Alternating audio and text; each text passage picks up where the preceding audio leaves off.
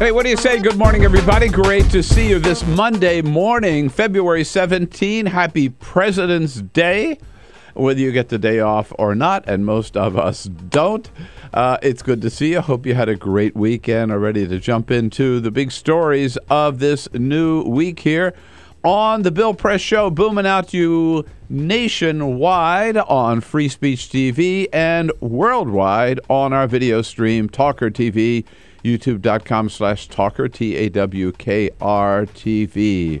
Well, I got to tell you, on this President's Day, by the way, a day that we remember our best presidents and bemoan the worst of our presidents, there's a whole big movement, how about this, to take another look at President Lyndon Johnson. Of course, he gets bad marks for continuing and expanding the war in Vietnam, but he gets very little credit for all the good things he did: the Civil Rights Act, the Voting Rights Act, the Medicare and Medicaid. So maybe LBJ deserves a better break from history.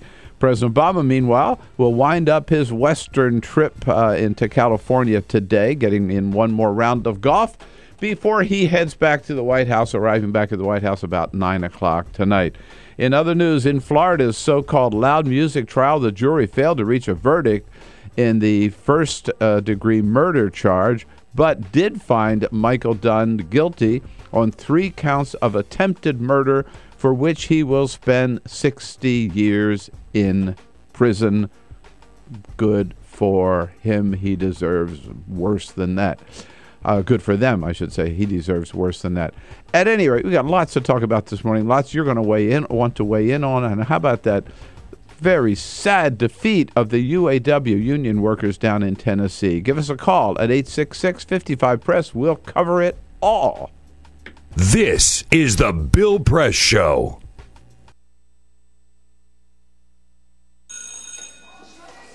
Don't look at me. Your hair's a bit frizzy today. Oh, you should pick that up. Oh, you're such a dork. Loser. Here, let me help you with that. Oops. Every day, kids witness bullying. Oh, look. Your crush is looking at you. Poor you. They want to help, but don't know how. See, no one here's gonna help you, because no one Teach your likes kids how to be more than a bystander. Visit stopbullying.gov. If you drive buzzed, it could cost you around $10,000.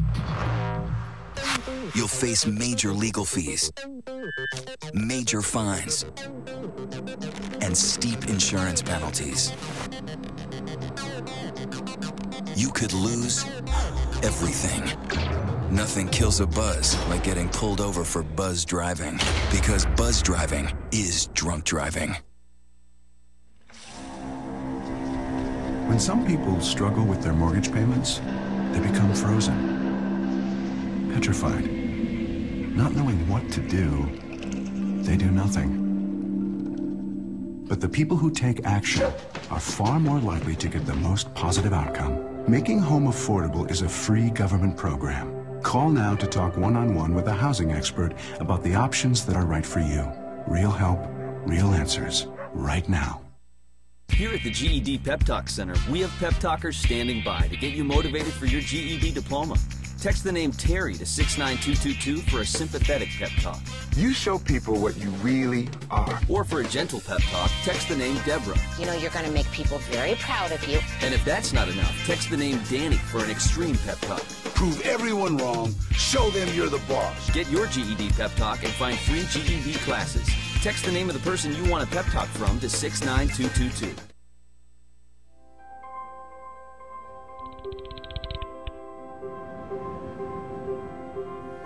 Did you see the world differently?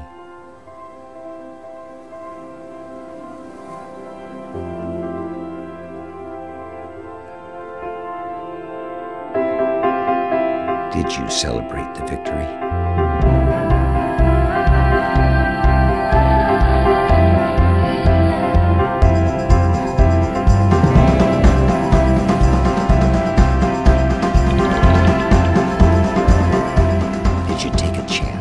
So today, I state clearly and with conviction America's commitment to seek the peace and security of a world without nuclear weapons. Did you stand up against our greatest threat?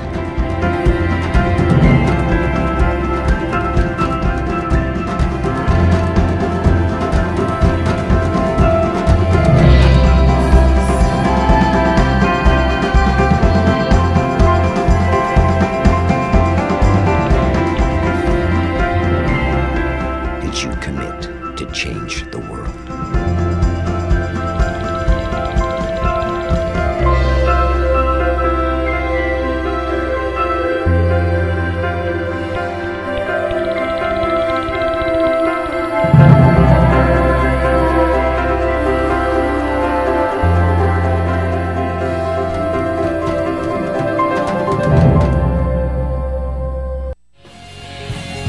Online, this is the Bill Press Show. Happy President's Day. We remember the best and we bemoan the worst, and we've had a few of each. Hey, good morning, everybody. What do you say? Great to see you today. Monday, February 17. Yes, it is President's Day. So for federal employees, most government employees, you've got the day off. The rest of us, we're on the job. And most of you, I'm sure, are on the job. Not that we're not patriotic. It's just that it's kind of a bogus holiday. Don't you agree? Hey, I'm on the fight. I remember when we celebrated Lincoln's birthday and Washington's birthday. And then everybody said, no, that's too much. Let's just make them all on one day and make it a Monday so we get another 3-day weekend. But, of course, the United States Congress, they can never take just one day off. Right. So they have the entire week off. It's Not a month, just a week? Well, next year they'll probably take a month. That's right. You know, what the hell, right? Anyhow, hope you had a great weekend. I certainly did. I hope you got a lot done, recharge your batteries, and are ready to go for this big week ahead of us here. It's the Bill Press Show coming to you live on our nation's progressive talk stations all around the country. We're there for you on your local progressive talk station. We are there with you on Free Speech TV, on DirecTV, the dish, if you got a satellite dish. And we're there around the world on our video stream. Love it. Reaches out into every corner of the planet at youtube.com/TawkrTV. Hail, hail. The gang's all here this morning. Peter Ogburn. Hello. Hey. With Elisa Murphy. Hello. Good morning. Monday. Yeah, happy Monday. Yeah, happy Monday. How was your weekend? We were good. It was good. Watched some Olympics, huh? Yeah. Anybody see any movies? I didn't see any movies this weekend. No. I'm going to see the Lego movie today. Are you really? Yeah. Oh. I'm going to see the Lego movie today. I saw it yesterday. It is phenomenal. I swear to you, I can't. You don't have kids and you went to see the Lego movie? I went and saw it. There are very well worth it. Men and women who are going to see the Lego movie who are saying it's fantastic. I'm serious. I know. Like every review I've read says you don't have to have kids to go see this Lego movie. It is fantastic. Okay, there it is. All right. I'm taking my kids. I'm not going. I'm taking my kids. It's really existential. It's amazing. I want to see Monuments Men. I want to see Her. Yeah. The only thing I watched, I did watch House of Cards. Whatever. You have a lot of catching up to do. I know I have a lot of catching up to do, but I really like the show. I really like Kevin Spacey, and I think it's real. It reflects to me the hard-ass kind of reality of Washington, D.C. I think there's a lot of that in the show. Yeah, there is. As uncomfortable as it is. Let's not forget to say hello to Alicia Cruz here, who's in there looking at, waiting for your phone calls. So don't forget, at 866-55-PRESS. You're part of the show, very much part of the show, so give us a call at 866-55-PRESS. And Cyprian Bolding. If you think we sound good, we do. And if you think we look good, thanks, Cyprian, because we don't look good, but he makes us look good. Our videographer. How about it? I'm telling you. So tonight's a big night, huh? The Tonight Show, not only a new host, the young Jimmy Fallon, but a new location, back to New York, back to the same studio at 30 Rock, where Jack Parr started the show, where Johnny Carson started the show before he moved it to L.A. And Jimmy Fallon said, I saw he gave an interview. He said, look, I'm a New Yorker. I wouldn't be comfortable anywhere else. He's not going to go to L.A. And they've added 50 seats to this theater. Is that right? The same theater. But that's going to be a big deal there for 30 Rock. I mean, I do when I go up there and I've done Ed's show and Al Sharpton's show and Morning Joe from that, not that same studio, but that same building. But they're going to get that studio audience in there every day. It's a big deal. And Jimmy Fallon reflecting on what Jay Leno told him about how important this show is to a lot of people. He said a lot of people, work all day or they work 2 jobs and they don't get around to seeing the news. If they happen to miss the news, weirdly enough, they go to you for the news. Wow, imagine that. People getting the news. I think they get the news from Jon Stewart. Right.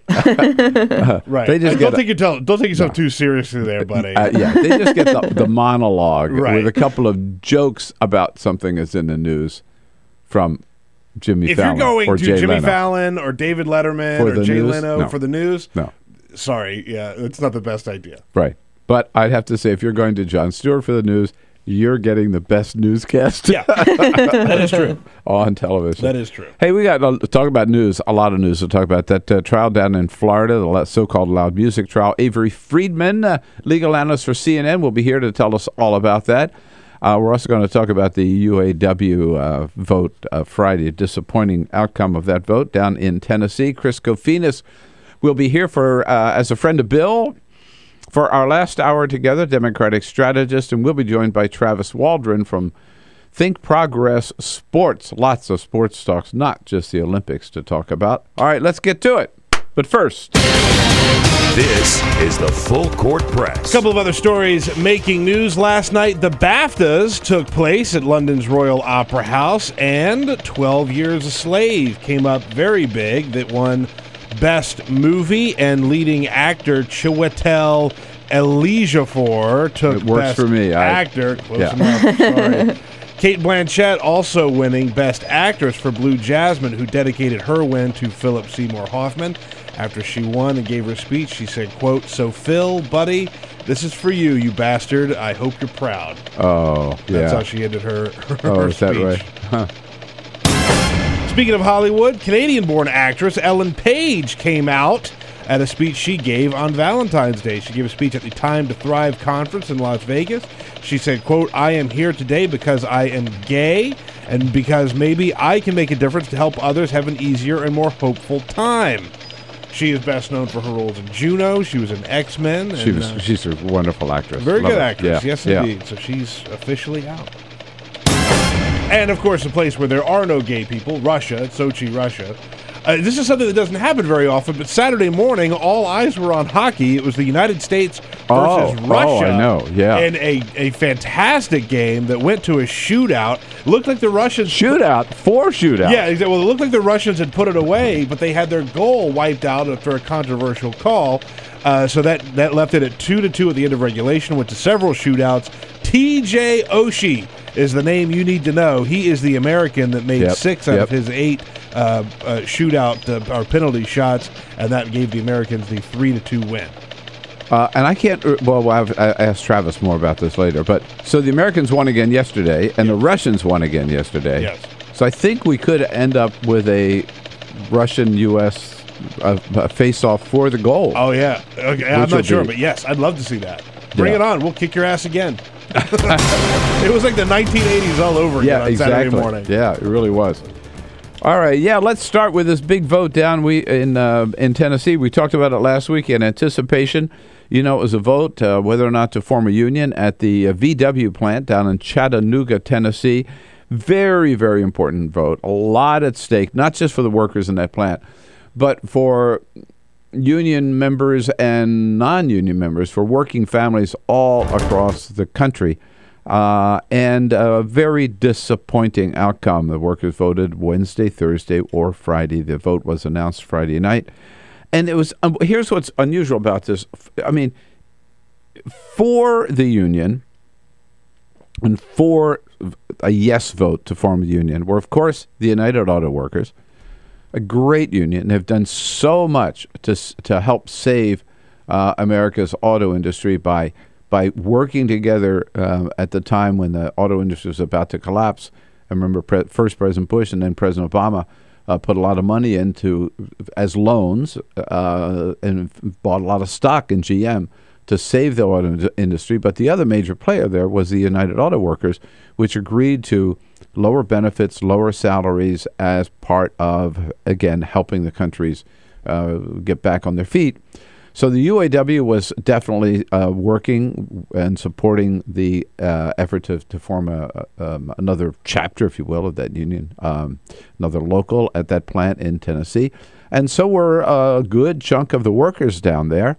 And here's what's interesting about that. The company itself, VW, didn't take an initial position, but they did not oppose the union. And in fact, they said, in every other plant of ours around the world is a union plant, and we have what's called a work council with union members, and it's worked very, very well. Whenever there are any issues that come up, whether wages or health care or worker safety or whatever, they sit around the table at this work council, they resolve them, and it's been very, very successful. So basically, they were closet supporters of the union. And on the other side, against the union, were, of course, some workers in the plant. And here's the outsiders, Republican state legislators, and Senator Bob Corker, Republican senator from Tennessee, who came in and said, if the workers at this plant choose on their own to form a union, we will take any state money now going to this plant, the VW plant, and in fact, we will drive that plant out. We will drive VW out of Tennessee. Well, when the votes were counted, hard to believe, but a big disappointment, 712 no to 626 yes. I'd love to know what you think about this 866-55-PRESS. I got to tell you, I find it hard to believe. Being a proud union member myself, we are a union shop. We are all members of SAG and AFTRA.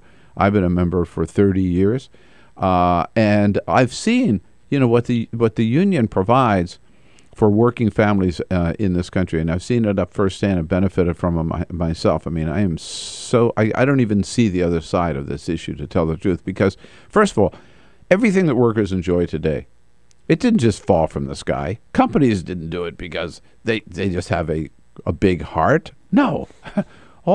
Whether it is wages today, or how many hours, the 40-hour work week, or paid vacation, or paid sick leave. The fact that some of you are off work today. The fact that a lot of people are off work today.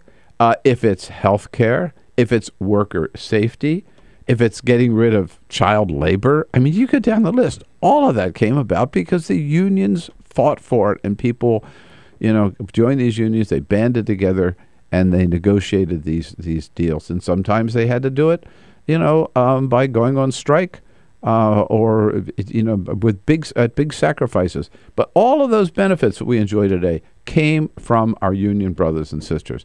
And today, the extra protection we have, things are a lot better. But still, look what happened out in Wisconsin, right? People are there trying to take our health care benefits away and lower the wages and refuse to wage a minimum wage, on and on and on. It's the unions that are fighting for that for working families every single day, all of them across the board. So I don't see how anybody could turn that down.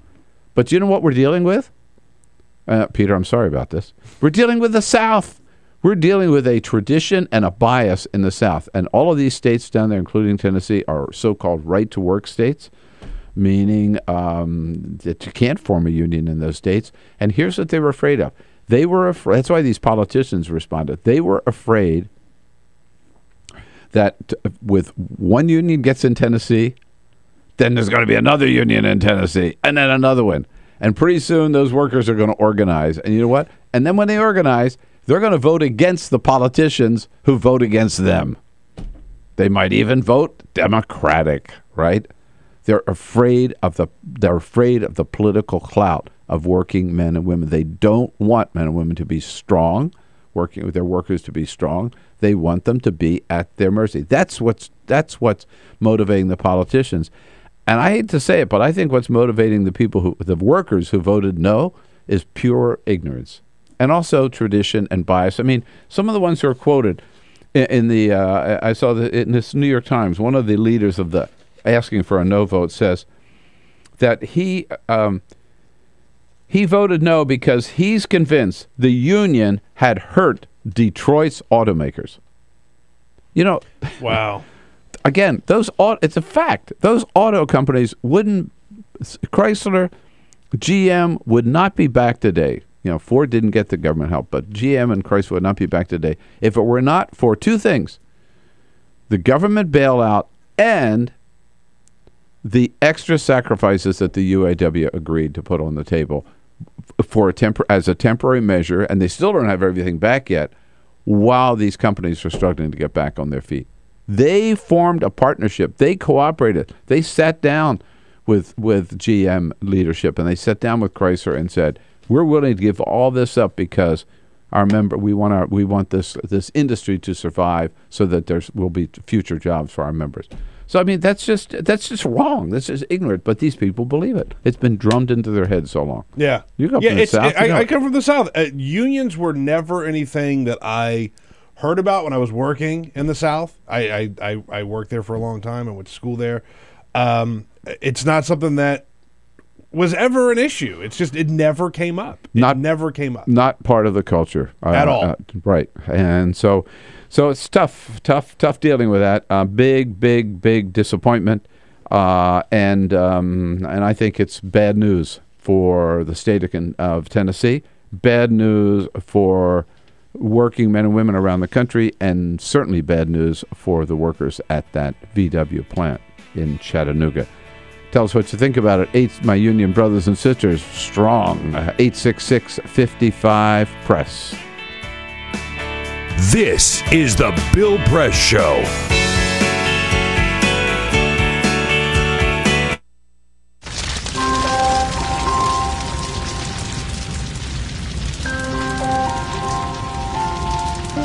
A single ember that escapes from a wildfire can travel more than a mile. That single ember can ignite and destroy your home or even your community. You can't control where that ember will land, only what happens when it does. Get Fire Adapted now at fireadapted.org. Columbine, Virginia Tech, Tucson, Aurora, Fort Hood, Oak Creek, Newtown. Newtown, Newtown. Newtown. How many more? How many more? How many more colleges? How many more classrooms? How many more movie theaters? How many more houses of faith? How many more shopping malls? How many more street corners? How many more? How many more? Enough. Enough. Enough. Enough. Demand a plan. Right now. As a mom. As a dad. As a friend. As a husband. As a wife. As an American. As an American. As an American. As a human being. For the children of Sandy Hook. Demand a plan. No more lists of names. It's not too soon. It's too late. Now is the time. Before we all know someone who loved someone on that list. No more lists. No more. Who they might have been. No more. If we had just done something yesterday. It's time. We can do better than this. We can do better than this. It's time. It's time. It's time for our leaders to act. Demand a plan. Right now. Right now. You! Demand it! Enough. Enough. Enough. Enough.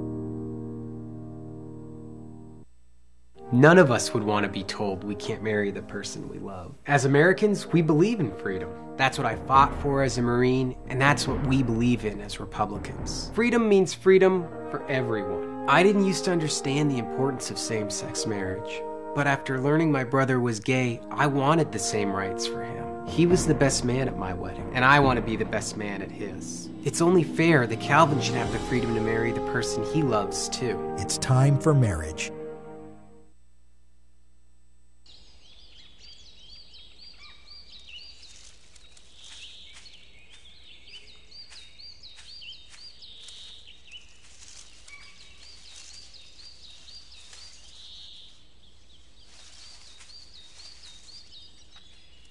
At Earth Justice, we defend the environment in the courtroom. Join our fight. When you take a seat, you take a stand. Earth Justice, because the Earth needs a good lawyer. So, I'm kind of new here, but I've noticed a trend. My human does this funny thing where she goes around and gets all my toys, and then she hides them in that basket by the door. You know, but it's always the same basket, and it's always in the same place. And then she acts so surprised when I find them, but, you know, she's putting them in the same basket. Again. It's like, hello? That's where you put it last time. You were the worst at hide and go seek.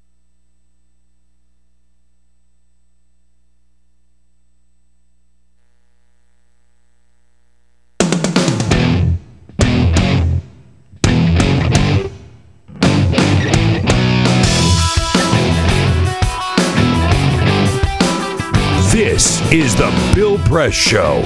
26 minutes after the hour, talking about the big loss down in Tennessee last week with the United Auto Workers. Peter, here's a phrase I hadn't seen before. One labor analyst says that workers in the South are hereditarily anti-union. Such sentiments passed down from generation to generation to generation, based on nothing but ignorance. Yeah. You can find us on Twitter at BP Show, at BP Show. Tracy weighs in, says companies have huge power to scare their employees. There is a union at my workplace here in Florida, but there is still fear. Blue Ghost says, Bill, people don't know or understand the history of labor. They've forgotten those that died to organize at the turn of the 1900s. Amen. Yeah. Joey's out in Chicago. Joey, what do you say? There's a reason why the South has the lowest wages in the country. There's a reason why they have the lower standard of living in the country. There's a reason why they're number one in gingivitis in the country. That's because no unions. If you don't have a union, you don't have no one standing up for you for your wages and for your benefits. And believe you me, the CEOs, they don't need no help. They're winning this war. You guys should have voted union. You deserve what you get down there in the South. Sorry to say it. All right, Joey, you got it. There is a reason that that's right, lowest wages across the board in the South, no union. Jeremy in San Francisco. Hey, Jeremy. Hey, Bill. How you doing? All right. What's up? Well, I kind of have to agree with what Joey was saying there.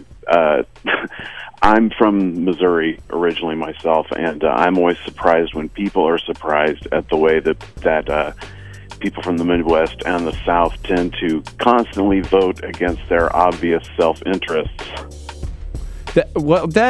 Jerry, sorry to cut you so short there. We're just out of time.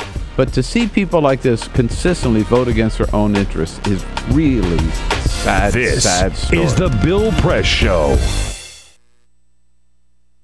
This is my computer. This is your computer. Let's go on the internet. Let's go. Click it. Yes. Okay. I cursor in between the R and the E.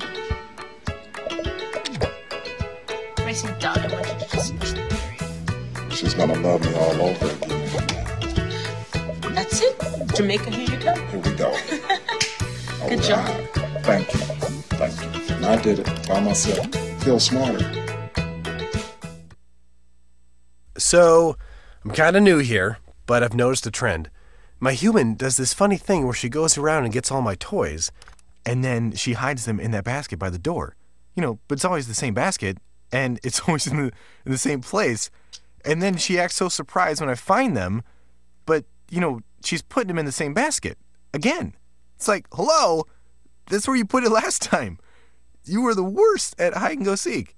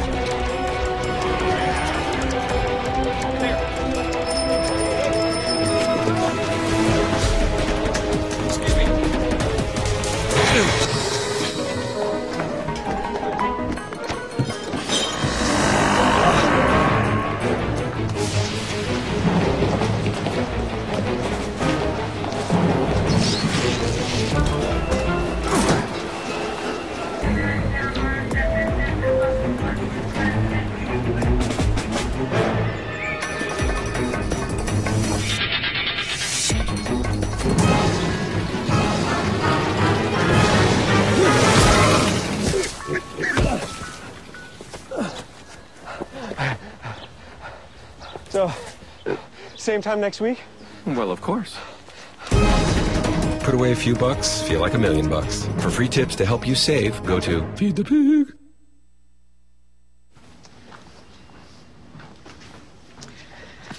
All right. I know this isn't any fun to talk about, but we should. Okay. So who's going to do what? I'll pack the dead batteries. Great. I'll only put what I don't need into a duffel bag. Perfect. That's totally unhelpful. No problem. Meanwhile, I will try to comfort everyone by speaking in a calm voice. And I'll try to get the generator going without any gas. Oh, let's not forget the cell phones, which probably won't work. Right. And who is going to handle supplies? I can forget to do a list for us. Thanks, pal. Well, I think we couldn't be any less prepared.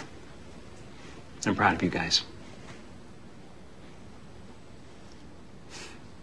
Talk to your kids about who to call, where to meet, what to pack. Visit ready.gov/kids for tips and information. Hey, thanks for stopping by. You know, I followed your character since the first episode. I'm a big fan. Big fan. Thank you. And listen, your storyline, it makes for incredible TV drama. Thing is, your drug use is very adult content. Too adult for the kids. So I'm gonna have to block you. Oh, man. Yeah. Well, have a good one. You're a nice lady.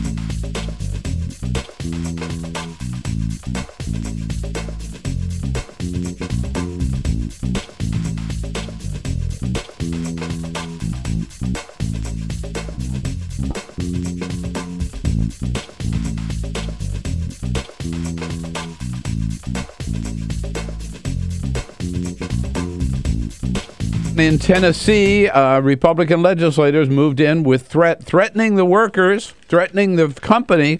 You dare form a union south of the Mason-Dixon line, and we will drive you out of our state.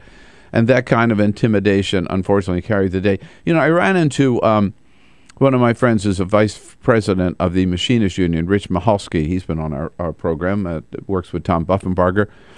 And he was saying that dealing in the South as a labor organizer, he said, you don't know, you can't understand the pressure that these guys, that comes from the other side. He was talking about in some of these plants, they'll give the workers the blue shirts. If you're anti-union, you wear the blue shirt. And they have, you know, like a union logo with a line through it. Mm. And that's the club, right? And if they know, and if you say, you get a job there and, hey, I'd like one of those blue shirts. It's not that easy. You have to prove, you have to go in and you have to show them that you are anti-union, you will never vote for a union, boom, boom, and then maybe they'll give you a blue shirt. So there's all that kind of peer pressure that builds up from people who are hereditarily, to use the phrase, anti-union. 866-55-PRESS, you know, the toll-free number. What do you think about this vote? Terry's out in Holton, Indiana. Hi, Terry. Good morning. Good morning. What I'm calling about is I was reading on Think Progress last week where they're trying to pass legislation that workers can give up their lunch hours and just not have a lunch hour. And I think it's just more erosion of workers' rights. And unions are important, and people just don't understand what it is the unions have done for them. No. I can't figure it out. No, they don't.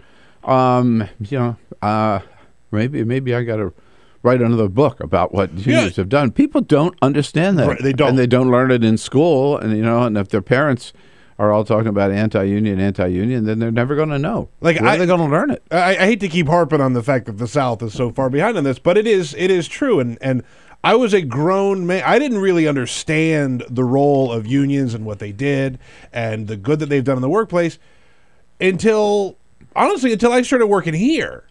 And I had worked several jobs. Yeah, right. I'd had a long job history at that point. And I'd never, ever understood it or had been a member of one. I remember when I first got my first job in television. And the news director said to me, well, he said, so I want you to, I've given you the job. I want you to start doing political commentary. This is at KBC in Los Angeles. Dennis Swanson, the news director. And he said, there's only one problem. You're going to have to join the union. And I said, what? He said, yeah, I hate to tell you, but you're going to have to join the union because everybody works here. This is a union. And I said, are you kidding? I've always wanted to join the union. I was so excited. I never thought about that as part of the job. Yeah. But, he was a big conservative Republican, and he thought it was really bad news, and I was excited. Been a member ever since. Paul in Benton, Pennsylvania. Hey, Paul. Good morning, everybody. Good morning. I'm a retired union cement finisher from Local 300, San Francisco, California. Yeah, my brother. And I wouldn't have anything that I have now if it wasn't for a union. And the smartest decision I ever made is 30 years ago when I left rural Pennsylvania here and went out there and I joined the cement finishers. And I come back here now and I see people working for like $1 or $2 more an hour than I was making back in the 70s, and they have no benefits, they got nothing, and you could see it in their faces. These people are just beaten down. Yeah, absolutely. And as one of our earlier callers said, and people like that in the South, yet they would still vote against the union, right? Vote against their own self-interest. And I mean, I hate to say they get what they deserve because they deserve better than that, but they're just ignorant. Paul, I'm with you. I'm with you, man. I know raising my family and my kids having health care and my wife having health care and dental benefits and all of that, would not have it, could not afford it without the union. In Amherst, Ohio, Edward, good morning. Hi, Bill.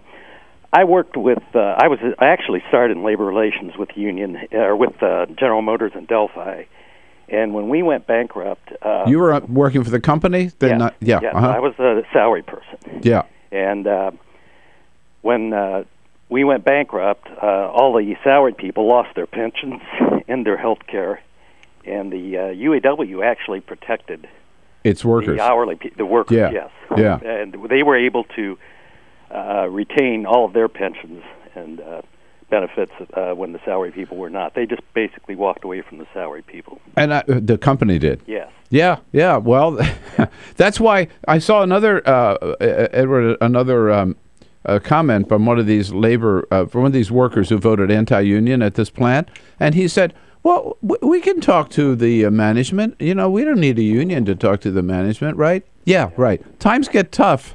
If you don't have the union fighting for you, you don't have anything going for you. Yeah. Appreciate the call, Edward. Yeah. Thank you so much. I guess this is Naja, right? I pronounced that right? From Melbourne, Florida. Good morning, Naja. Hello. Yes. No? Okay. Sorry. All right. Lost Naja. I know there's so much to talk about that we want to move on, but can I just say, this may be unfair, but there's one, we were talking about ignorance in the South, okay? Mm-hmm. There's one related story this morning I just have to mention. All right. And that is this preacher, Jamie Coots. Doesn't sound like he comes from the South. Pastor Coots. A snake handler. That's right. Pastor Coots, a snake handler down in Middlesboro, Kentucky. And he's been doing this, and he's had this big show, right, at his church. He was on TV. And he had a reality show on National Geographic Channel, right? And his whole thing is, the Lord protects us, and the proof that there is a God is I can handle these poisonous snakes, and they won't bite me because they know I'm a God-fearing man. God will protect me. Yeah. Well, Rattlesnake 1, Jamie Coots 0 is a score of the latest round with the rattlesnake. He was bitten Saturday night, I think it was Saturday, by a rattlesnake, and because real men go to church on Saturday. I guess that's what it is. Yeah, no, Yeah, Saturday night. I know. I'm Saturday telling night you, around some 8. of these hardcore, Yeah. they go on Saturday and Sunday. All right, but this was Saturday night, 8:30 Saturday night, and he was bitten, and somebody said, "We got to get you to the hospital," and he said, "No, I'm just going. I'm going. I don't God will protect God me. will protect me. I'm going home." Dude. Emergency workers showed up at his house, and he said, "I'm fine." They left. They came back an hour later. He was dead. You know, I hate to say it, but he got what he deserved. I mean, this is so damn dumb. I mean, come on. You think you can handle a rattlesnake or a copperhead, and they're going to bite you, and God's smarter than that. God's going to protect some idiot like that, Pastor. But here's what gets me. What? Oh, man. Go ahead. All right. What was National Geographic? I have a lot of respect for National Geographic. I used to. What the hell were they doing giving this charlatan a TV show? I got to tell you. I mean, come on. National Geographic is more respectable than that. No? Well, these TV networks, there are a lot of them. I mean, the History Channel, National Geographic, they're doing these things like that are all not spin-offs, but created in the mold of this Duck Dynasty thing, right? Like, look at the funny rednecks on TV. Right. The History Channel has Swamp People, which is just look at these dumb rednecks and how they hunt gators and how they live their lives. National Geographic has this. They have a couple of other shows that are. Well, I would hope after this they would cancel this damn show, or they're going to put another. Well, I think the show just canceled itself. Well, they'll put some other dumbass preacher up there who'll handle the snakes too, and that was crazy. And while we're talking about idiotic moves that television channels make, it's not just National Geographic, and it's not just the Discovery Channel or the History Channel. CNN today. CNN is playing a big interview this morning. They've been playing it over and over and over again with George Zimmerman. You know, Chris Cuomo goes down there and he interviews George Zimmerman. And George Zimmerman is whining about the fact that he is broke and he doesn't have any health insurance. I mean, this guy ought to be in prison for life without parole. What is George Zimmerman? He's a murderer. What is he famous for? He's famous for murdering an unarmed teenager. And the fact that CNN thinks we give a flying rat's ass about George Zimmerman and how bad off he is, he's lucky he's not in prison. It just disgusts me. They're making a celebrity out of this cold-blooded thug murderer. Shame on CNN. We'll be right back. This is the Bill Press Show.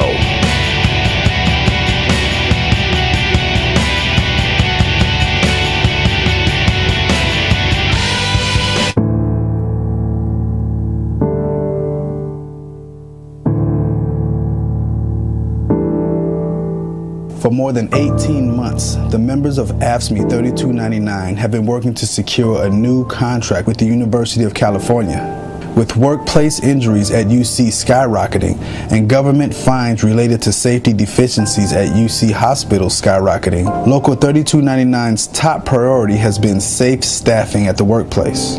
We've been short of people for the last 5 years. They're stretching us thin, which the students are suffering, the faculty suffering, and the patients are suffering. While UC administrators have granted these standards to other UC workers, they have refused to make similar accommodations for AFSCME represented workers who perform the most physically demanding labor at UC. It takes a whole team to take care of the patient. It's not just the RN and it's not just the doctor. The nurses were able to win a great contract, and AFSCME workers, the patient care workers and service workers, they're part of the team and they deserve that same fair contract too. We take pride into working for the university, and we feel like the university doesn't value the work that we do. But the second-class treatment of AFSCME workers doesn't end at safety and staffing. On wages, benefits, and other issues, UC refuses to offer AFSCME 3299 members the same respect they afford their other workers.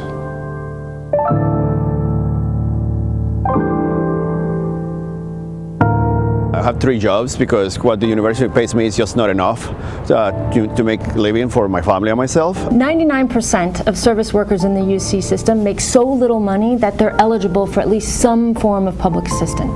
At the same time, the number of executives in the UC system that have crossed over into making at least $250,000 a year has more than doubled since 2008. The University of California has long been a beacon of hope and progress for those struggling for dignity and fairness. With such a proud history, it is disturbing to see the leadership of the university treat its lowest paid workers like second-class citizens. All workers at the university deserve equal treatment.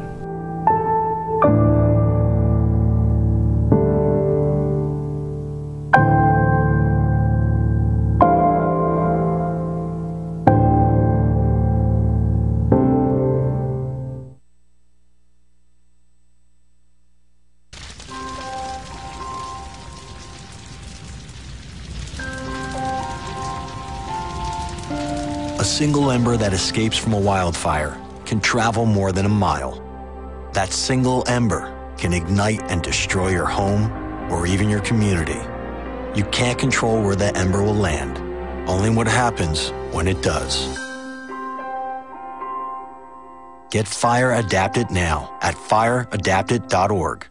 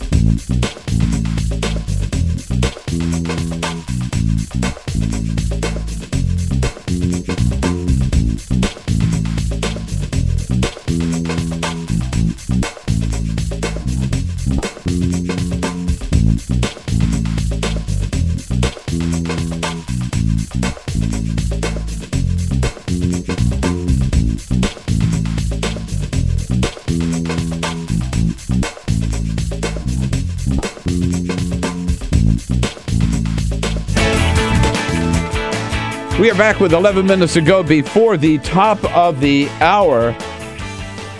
And I don't know, this has turned into a Beat the Press segment here, or half hour.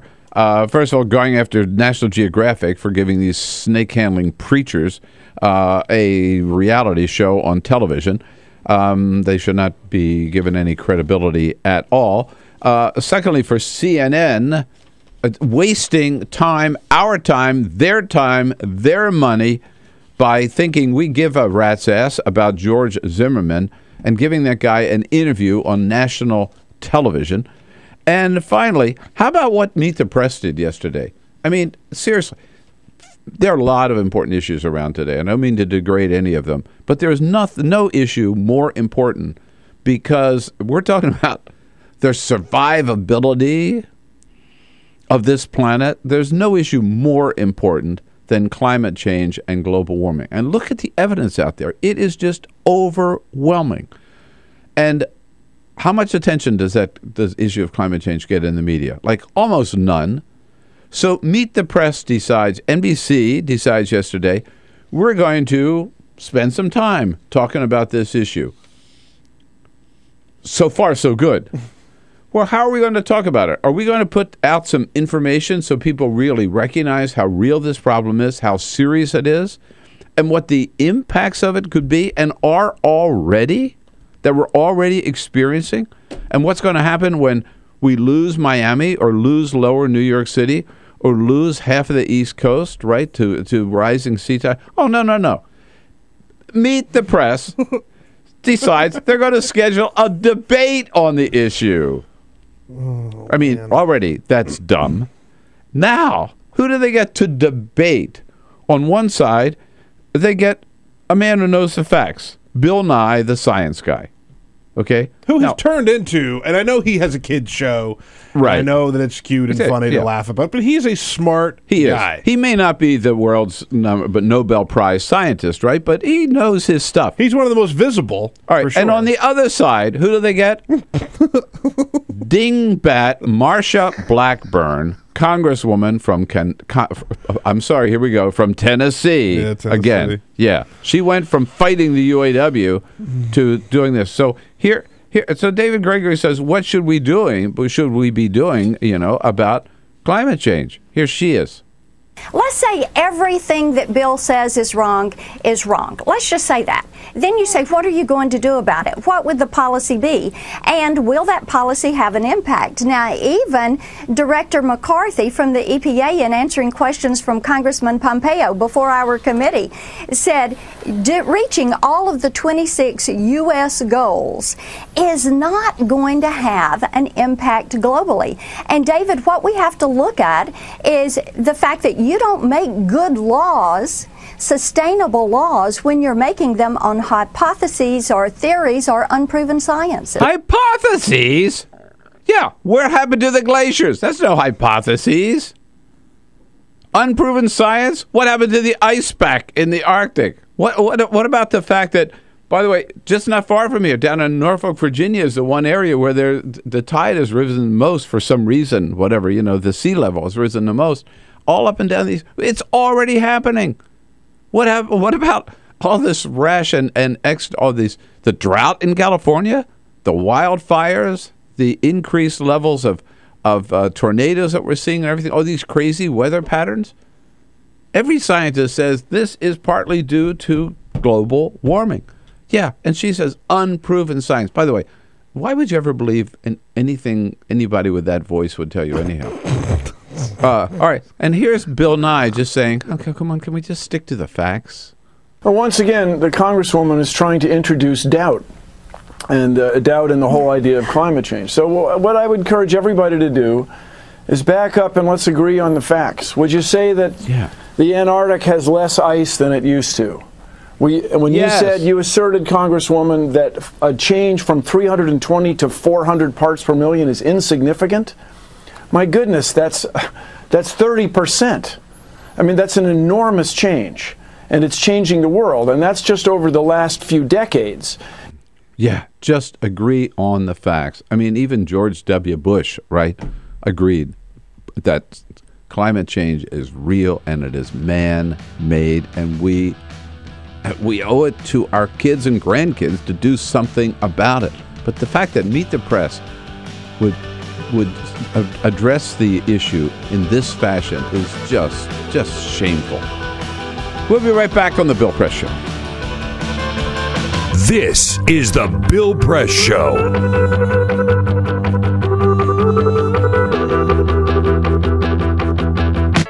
This is my computer. This is your computer. Let's go on the internet. Let's go. Click it. Yes. Okay. I cursor in between the R and the E. Racing down, I want you to just push the period. She's gonna love me all over again. That's it. Jamaica, here you go. Here we go. Good job. Thank you. Thank you. And I did it by myself. Feel smarter. So, I'm kind of new here, but I've noticed a trend. My human does this funny thing where she goes around and gets all my toys, and then she hides them in that basket by the door. But it's always the same basket, and it's always in the same place. And then she acts so surprised when I find them, but, she's putting them in the same basket. Again. It's like, hello? That's where you put it last time. You were the worst at hide and go seek.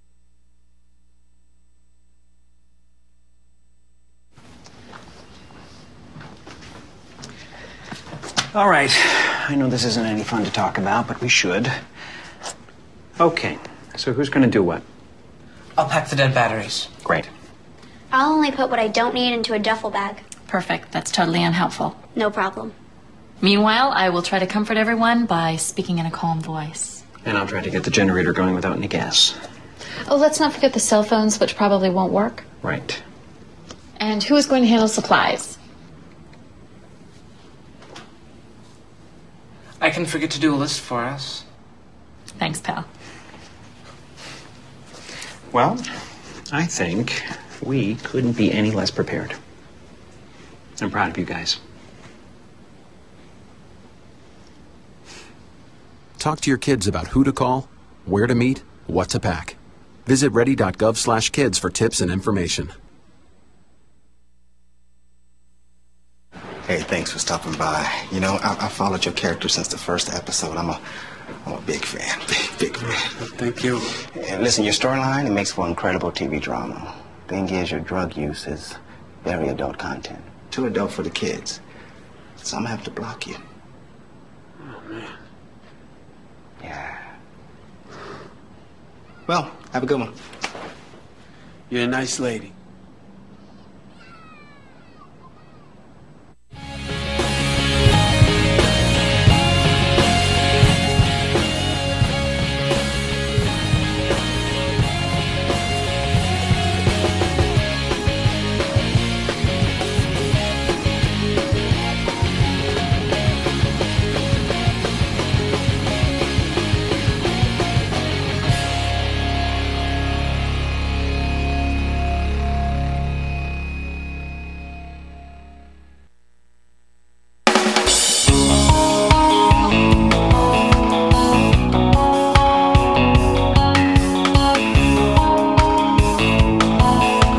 This is the Bill Press Show.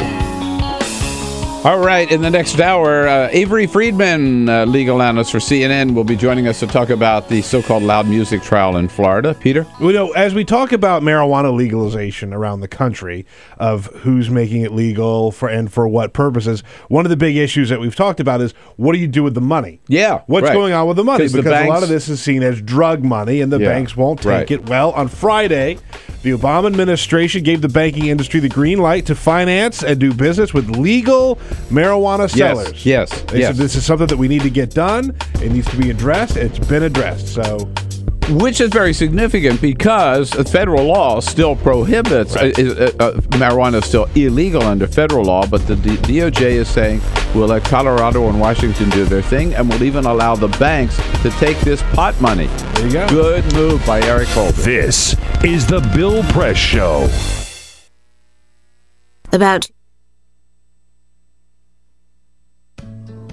You wouldn't let money just blow out of your house. So when your AC or heater is on, make sure the doors, windows, and fireplace flue are shut tight. If you're headed out, turn down the AC or lower the heat by 10 degrees. And always keep your water heater set at 120. A little bit of common sense goes a long way. Get more great tips at energysaver.gov. So, I'm kind of new here, but I've noticed a trend. My human does this funny thing where she goes around and gets all my toys, and then she hides them in that basket by the door. You know, but it's always the same basket, and it's always in the same place. And then she acts so surprised when I find them, but, you know, she's putting them in the same basket. Again. It's like, hello? That's where you put it last time. You were the worst at hide and go seek.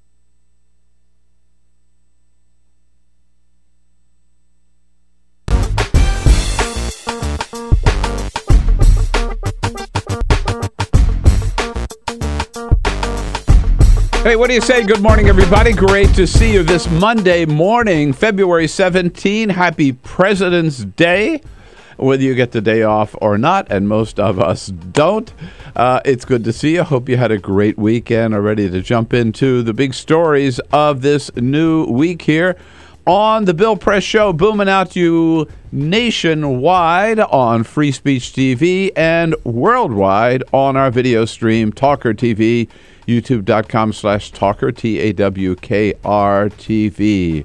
Well, I got to tell you, on this President's Day, by the way, a day that we remember our best presidents and bemoan the worst of our presidents, there's a whole big movement, how about this, to take another look at President Lyndon Johnson. Of course, he gets bad marks for continuing and expanding the war in Vietnam, but he gets very little credit for all the good things he did: the Civil Rights Act, the Voting Rights Act, the Medicare and Medicaid. So maybe LBJ deserves a better break from history. President Obama, meanwhile, will wind up his Western trip into California today, getting in one more round of golf before he heads back to the White House, arriving back at the White House about 9 o'clock tonight. In other news, in Florida's so-called loud music trial, the jury failed to reach a verdict in the first-degree murder charge, but did find Michael Dunn guilty on 3 counts of attempted murder, for which he will spend 60 years in prison. Good for him. He deserves worse than that. Good for them, I should say. He deserves worse than that. At any rate, we got lots to talk about this morning. Lots you're going to want to weigh in on. And how about that very sad defeat of the UAW union workers down in Tennessee? Give us a call at 866-55-PRESS. We'll cover it all. This is the Bill Press Show.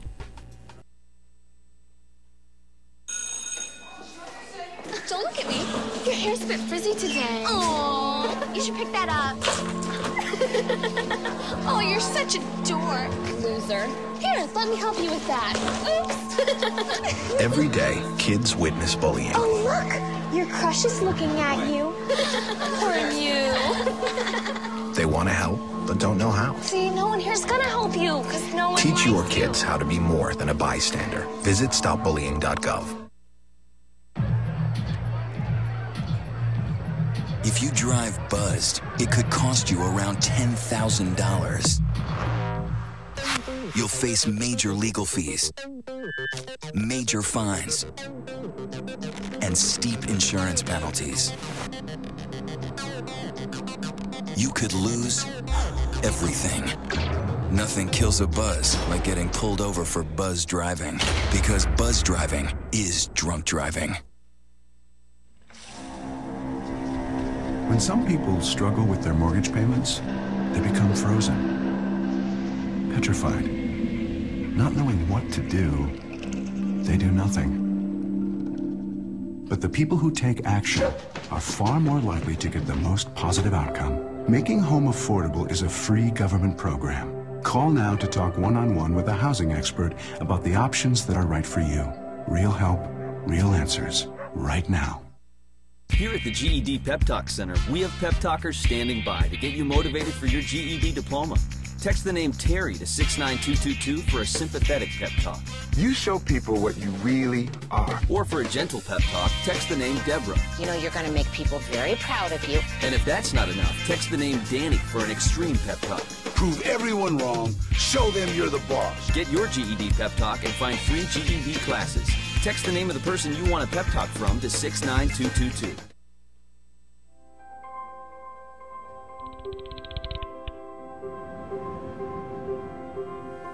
Did you see the world differently?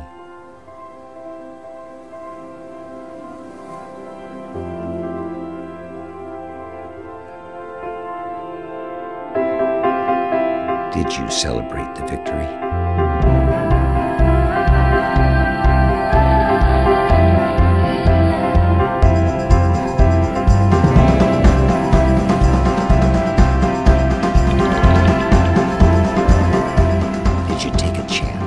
So today, I state clearly and with conviction America's commitment to seek the peace and security of a world without nuclear weapons. Did you stand up against our greatest threat?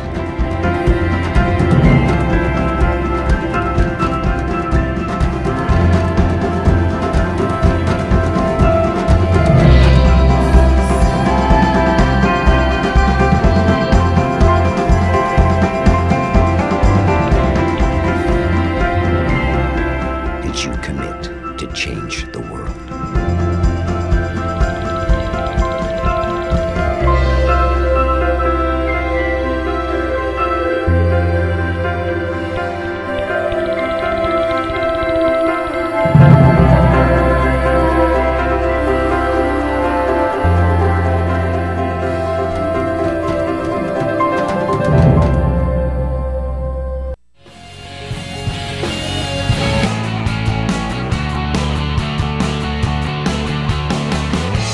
broadcasting around the nation, on your radio, on your TV, and online. This is The Bill Press Show. Happy President's Day 2014. Is it time to give Lyndon Johnson a second look and a little greater appreciation? Hey, good morning, everybody. What do you say? It is Monday, February 17. Good to see you today. Welcome, welcome, welcome to the program. The Bill Press Show on your local progressive talk radio station, on Free Speech TV, on our video stream, TawkrTV, youtube.com/Tawker, TAWKRTV. Good to have you with us, you radio listeners, you TV watchers, you good Americans, all this Monday morning. Hope your weekend was a good and relaxing one, and you come out of it with batteries recharged, ready to hop into the big stories of the day, because we got lots to talk about today on many different fronts. We're coming to you live, of course, from our nation's capital. Pretty quiet around here these days. The president is still out in California in Rancho Mirage. He is binge TV watching and golfing. That seems to be with a group of friends there at the Waldron in Dallas State, while the First Lady and the First Daughters are skiing in Aspen. The House and the Senate are just out of town because this is President's Day and they're celebrating President's Week. We, I guess, should feel lucky that they're not taking the entire month off. That's right. I mean, what the hell? That's right. At any rate, but we're here and we got it covered. And look forward to hearing from you on our toll-free number at 866-55-PRESS, on Twitter at BP Show, and on Facebook at facebook.com/Bill Press Show. And you got it. You know the team: Peter Ogburn, Elisa Murphy. Good morning. Alicia Cruz on the phones, and Cyprian Bolding on the video cam.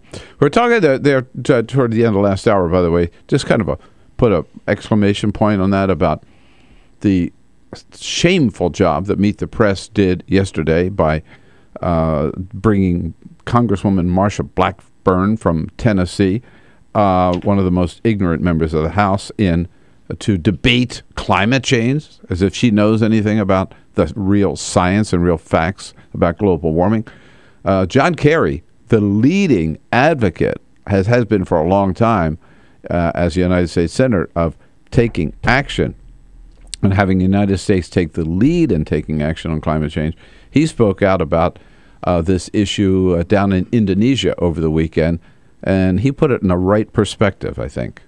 Climate change can now be considered another weapon of mass destruction, perhaps even the world's most fearsome weapon of mass destruction. WMD. In fact, that is the ultimate WMD. All right, so coming up, Avery Friedman, CNN's legal analyst, is going to join us to talk about this so-called loud music trial in Florida and the verdict reached by the jury in that case. We'll start off the hour with that. In the next hour, Chris Kofinis, Democratic strategist, here with us as a friend of Bill and Travis Waldron from Think Progress Sports to talk about Olympics and other good sports news of the day. But first, this is the Full Court Press. Just a couple of other stories making news. Michael Sam, the defensive player from University of Missouri, made his first return to the University of Missouri after announcing that he was a gay man.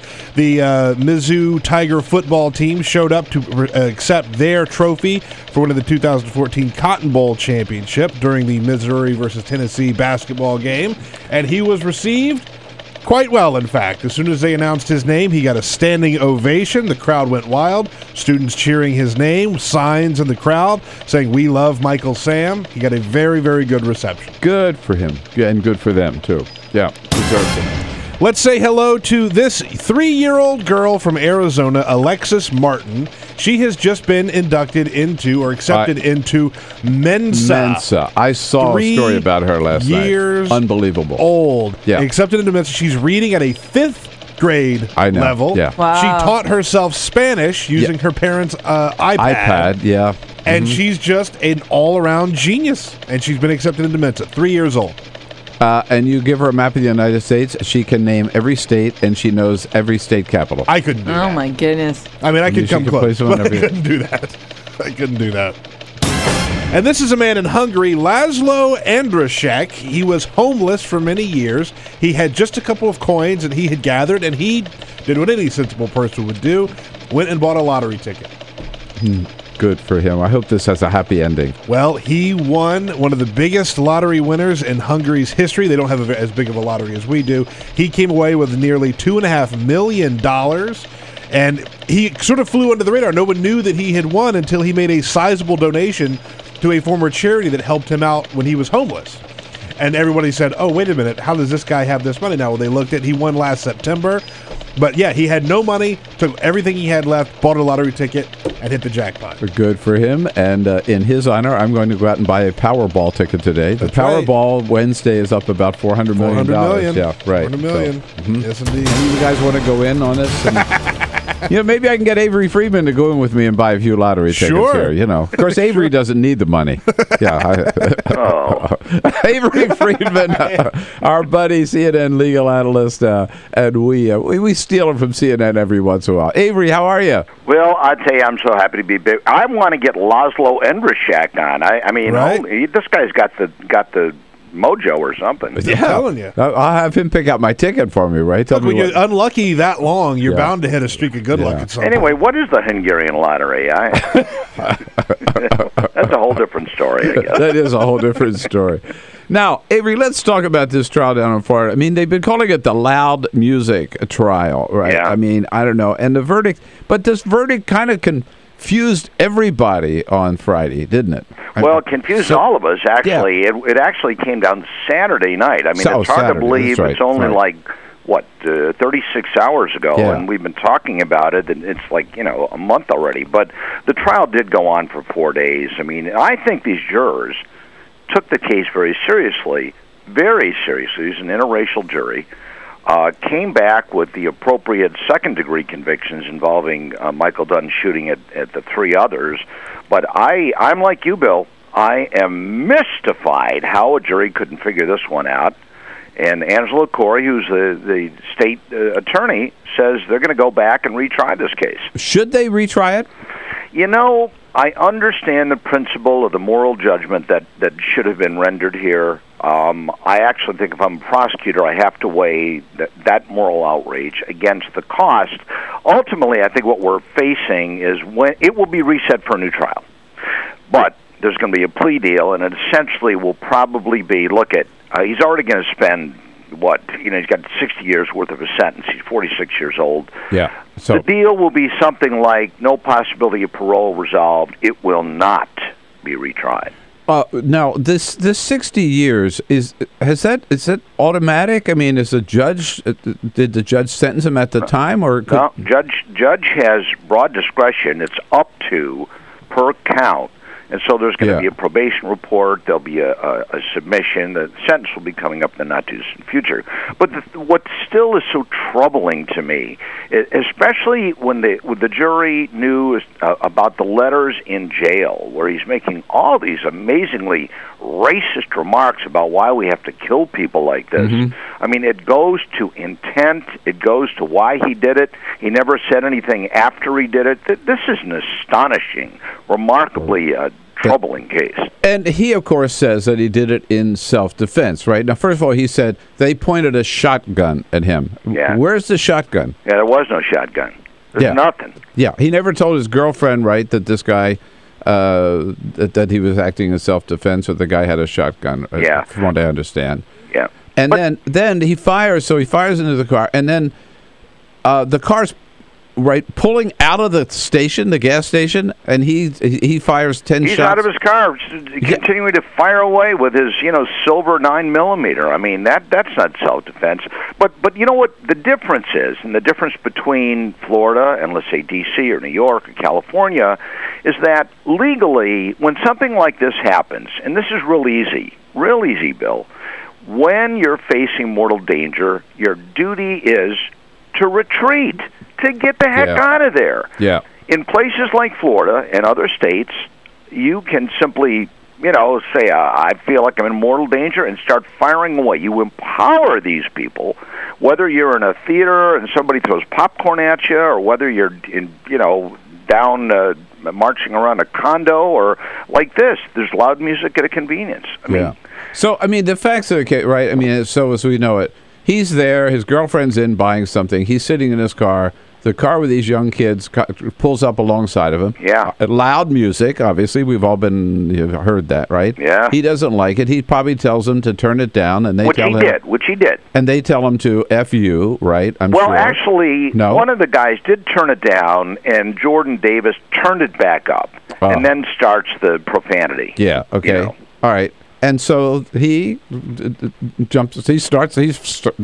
picks up a gun and starts shooting, right? On top, you know what preceded that? This is going to blow you away. He looks at the kids and goes, "You talking to me?" Oh, jeez. All right? Yeah. I mean, that's, I think he should go to jail just for the bad style. Yeah, I mean, seriously. Robert, this was, 35, 40 years ago with De Niro. Now, right. Now, it surprised me that this guy testified. I know you said he would never testify. Yep. I guess, did it work? Well, I think it saved his neck. I had predicted that you'd never see him on the stand, but I think the evidence was so overwhelming that after signing waivers and being counseled by his lawyer, he had to take the stand. And Bill, I think the jury bought it. It's stunning to me. Yeah. But what other evidence did he have of self-defense? No. I mean, I got to tell you, the tape that I saw of his testimony didn't persuade me. I mean, he said, I shot him, right? Well, but remember that one of the theories of putting a defendant on is to maybe make the jury somehow identify with him, feel bad for him, have sympathy. Even though in the jury instructions, a judge will say you're not allowed to have sympathy. That's a technique, and I think in this case, I think for worse rather than better, I think it worked. Avery Friedman, our guest, you see him on the weekends. You see him on CNN as a legal analyst. AveryFriedman.com is where you can follow all of his good legal analysis about a lot of stuff that's happening in this country. Now, Avery, I hate to ask you this, but you can't help but hear echoes of the George Zimmerman trial in this trial here with the stand your ground, in the background. Is that fair? I've heard that, Bill. I think each case is unique. I think where this case turns, not so much as a comparator, but rather emboldening people with legislation like Stand Your Ground to think that it's okay and reach for the gun in the glove compartment, where in states that don't have that, where there's a duty to retreat, you have less. In fact, there have been a number of studies, Georgia State, Texas A&M, that show that there has been a spike in homicides where you have Stand Your Ground. So I think that tells you a great deal. Now, I don't know whether you saw this morning. I just got to get this off my chest, but CNN, their new morning show with Chris Cuomo and whoever her name is, right? Kate Bolton and this morning, the New Day show. Yeah. Their big scoop, their big interview is an exclusive interview they have with George Zimmerman. Avery, why the hell are they giving him any time at all? So he says he's broke and he doesn't have health insurance. What cares, right? I mean. Look. Why are they glorifying Number one, this guy? what is your theory on why they let that happen? Put it on the air? Yeah. Yeah, because people are going to watch it. Yeah, ratings. Yeah. And I think there's a tie here to this case that we're talking about, because they spent a lot of time talking about this loud music case. Well, and I'm not surprised about that. I actually think you've got to give credit to the producers who are not making the moral judgments of whether or not it's right or wrong. I mean, they're trying to. This is a relatively new format. They're trying. The numbers should be, in their judgment, a lot better than where they are right now. I mean, look what they compete against. And so I think it's a bit of a scoop. I think you're absolutely right in having that kind of person on. But look who else they had on from North Korea. The idea is this is breaking news, and as a journalist, I think there's a sort of purity in what they're trying to do, and I'm giving them the benefit of the doubt. Well, I'd like to put Dennis Rodman and George Zimmerman on the same raft and put them out in the Pacific, and then good luck. Right? I actually don't disagree with that, but give credit to the producers at New Day. I think they're really trying. All right. Hey, Avery, you are the best. Thank you so much. The bottom line on this, Just tell me, this guy's going to prison for the rest of his life. He's going to prison for the rest of his life. You're not going to see a new trial, even though the state attorney's going to say it. There's going to be a plea deal, and it is over, and another tragic chapter in what happens when you have guns floating around. All right, you got it. Perfect end point on that. Thanks, Avery, so much, my friend. All right. Best. All right, great. He is the best. Avery Friedman. This is an outrageous... I love your comments on that at 866-55-PRESS. The idea that anybody could accept this as self-defense. This is so not self-defense. This is cold-blooded murder on the part of Michael Dunn. It's too bad they didn't find him guilty of that, but I'm still glad they got him on 60 years, and he'll celebrate his 107th birthday behind bars. This is the Bill Press Show.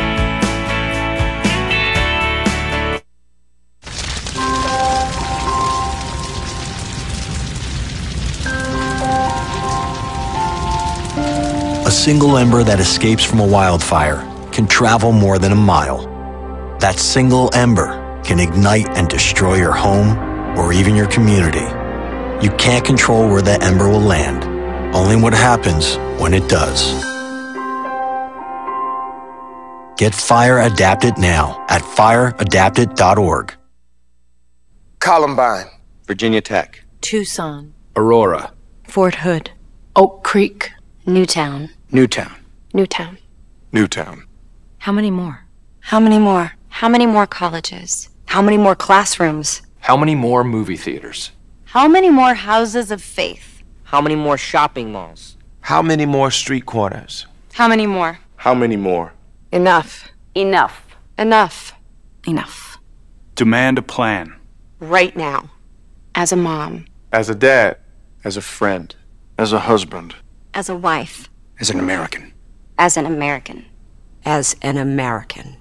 As a human being. For the children of Sandy Hook.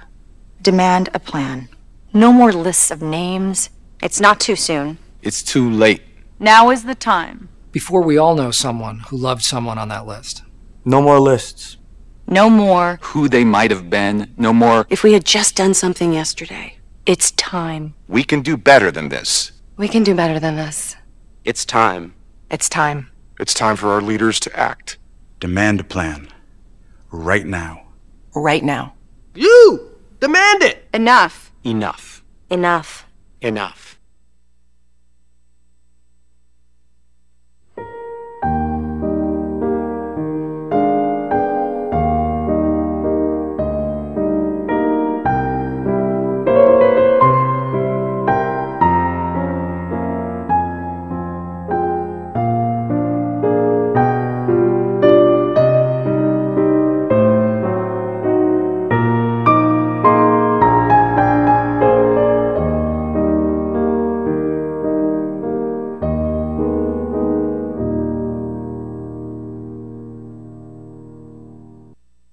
None of us would want to be told we can't marry the person we love. As Americans, we believe in freedom. That's what I fought for as a Marine, and that's what we believe in as Republicans. Freedom means freedom for everyone. I didn't used to understand the importance of same-sex marriage, but after learning my brother was gay, I wanted the same rights for him. He was the best man at my wedding, and I want to be the best man at his. It's only fair that Calvin should have the freedom to marry the person he loves, too. It's time for marriage.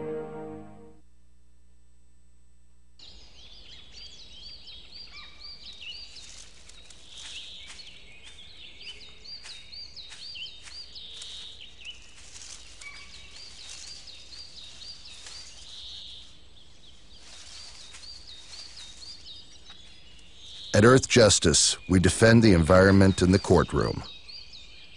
Join our fight. When you take a seat, you take a stand. Earth Justice, because the Earth needs a good lawyer. So, I'm kind of new here, but I've noticed a trend. My human does this funny thing where she goes around and gets all my toys, and then she hides them in that basket by the door. You know, but it's always the same basket, and it's always in the same place. And then she acts so surprised when I find them, but, you know, she's putting them in the same basket. Again.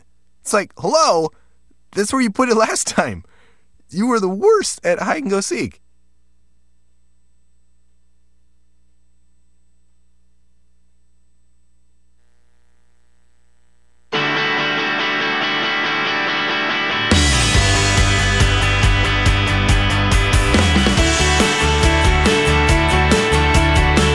This is the Bill Press Show. All right, 26 minutes after the hour, we're going to talk about the big UAW loss in Tennessee in the next segment of the Bill Press Show. Right now, we're talking about the fact that this verdict, the jury was unable to reach a verdict in the so-called loud music trial down in Florida on the first count, anyhow, of first-degree murder.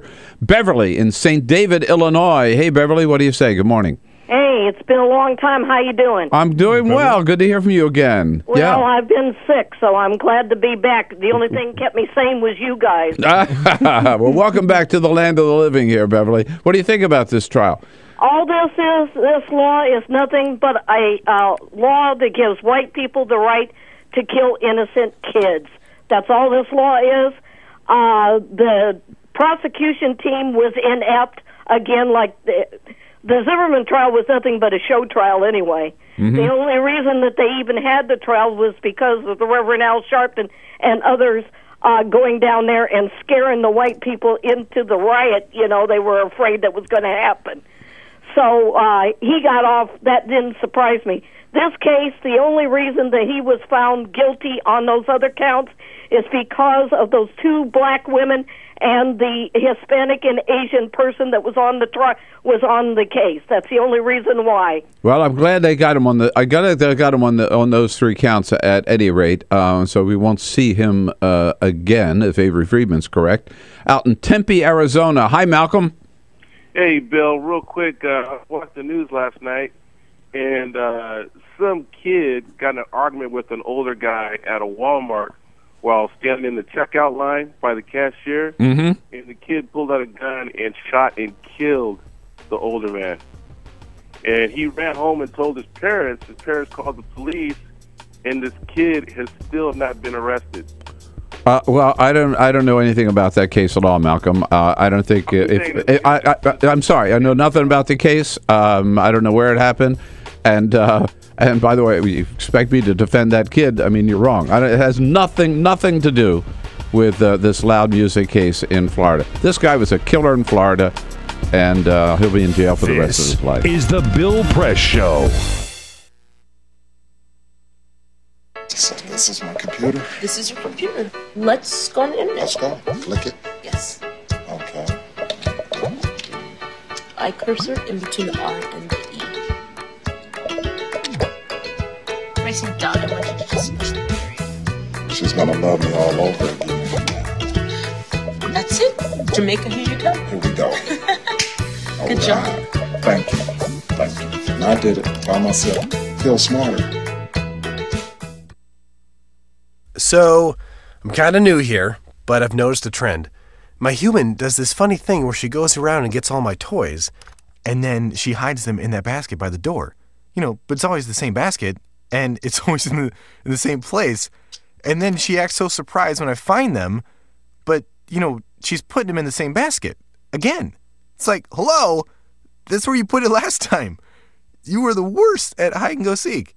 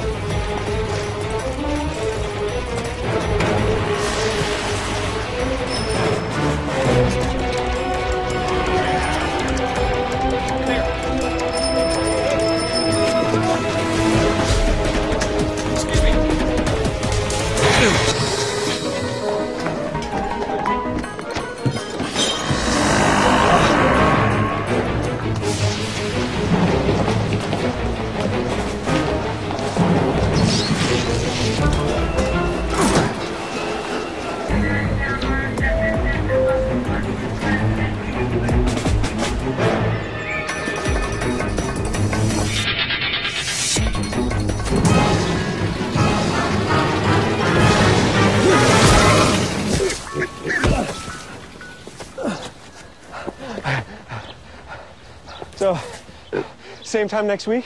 Well, of course. Put away a few bucks, feel like $1 million. For free tips to help you save, go to Feed the Pig.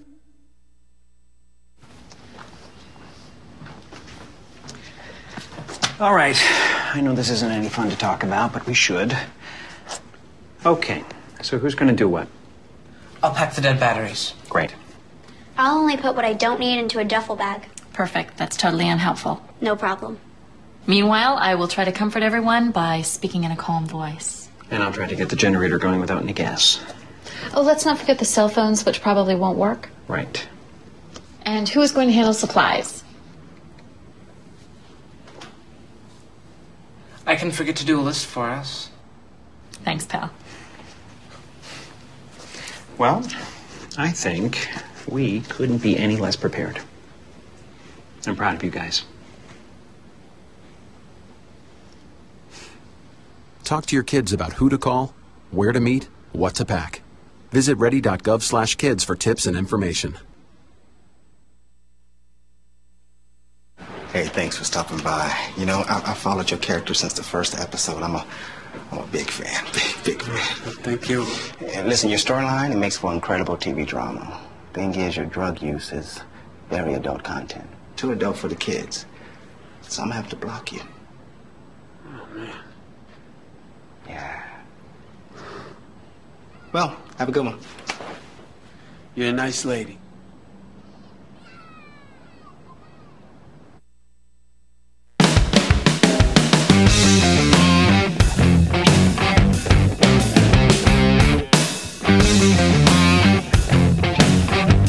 On your radio, on TV, and online.